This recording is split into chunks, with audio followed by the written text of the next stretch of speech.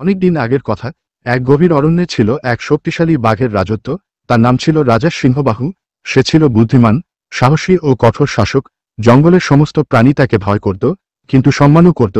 সিংহবাহু তার শাসন ব্যবস্থায় অন্যায় বরদাস্ত করত না। জঙ্গলের এক কোণে বাস করত এক চতুর শিয়াল, নাম তার চপল। চপল তার চালাকি ও বুদ্ধির জন্য জঙ্গলের প্রাণীদের মধ্যে বেশ জনপ্রিয় ছিল।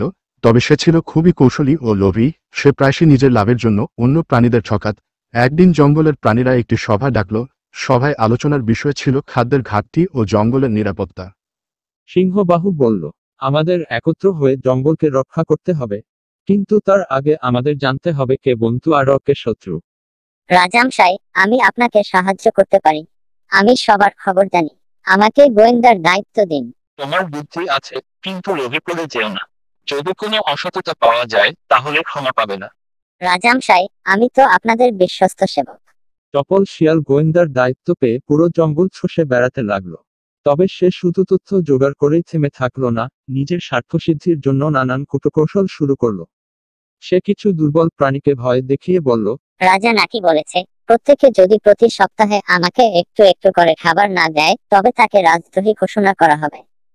ভীত প্রাণীরা চপলের কথা মেনে নিয়েছিল। তারা ভাবত, সত্যিই হয়তো রাজা এমন নির্দেশ দিয়েছেন। কিন্তু সবাই এমন সহজে ঠকত না। এক বুড়ো খরগোশ ছিল, নাম বুড়ো বুড়িবাকু। সে চপলকে দেখে বলল, শিয়াল ভাই, এত বছর ধরে এই জঙ্গলে বাস করছি। রাজার নামে চাঁদাবাজি চলছে, আর রাজা জানে না। এ কেমন কথা? তুমি তো বৃদ্ধ, কিছুই বোঝো না। বুড়ো খরগোশ চুপ করে থাকল, কিন্তু মনের মধ্যে কাঁটা বিঁধে রইল। বুড়ো খরগোশ সোজা গেল বাঘের কাছে। সে সবকিছু খুলে বলল। সিংহবাহু অবাক হয়ে বলল। বাঘ তখন একটি কৌশল আঁটল। সে বলল, আমি তো কখনো এমন নির্দেশ দিইনি। এই শিয়াল তাহলে আমার নামে প্রতারণা করছে। ঘোষ, তুমি চুপচাপ থাকো, আমি নিজেই সত্য উদ্ঘাটন করব। পরদিন বাঘ তার বিশ্বস্ত কুকুর বাহিনীকে পাঠালো চপলকে অনুসরণ করতে। তারা দেখল, চপল প্রতিদিন খাদ্যের বড় বড় ঝুড়ি নিয়ে নিজের গুহায় নিয়ে যাচ্ছে। সে নিজের জন্য একটি গোপন গুদাম তৈরি করেছে। চপল নিজের চালাকিতে গর্বিত ছিল। সে ভাবত কেউ কিছুই টের পাচ্ছে না। এক সপ্তাহ পর রাজা এক বিশাল সভা ডাকল। সব প্রাণী উপস্থিত। রাজা বলল, আমি একটি ঘোষণা দিতে চাই, কিন্তু তার আগে কিছু জানতে চাই। চপল শিয়াল, তুমি কি নিজের দায়িত্ব ঠিকমতো পালন করেছ? অবশ্যই রাজামশাই, আমি প্রাণপণে কাজ করে যাচ্ছি। তাহলে বলো, তুমি গত সপ্তাহে তোমার গুহায় কি জমিয়ে রেখেছ? ওগুলো আমার নিজের খাবার, আমি জমিয়ে রাখি। রাজা তখন তার গোয়েন্দাদের ডাকলো।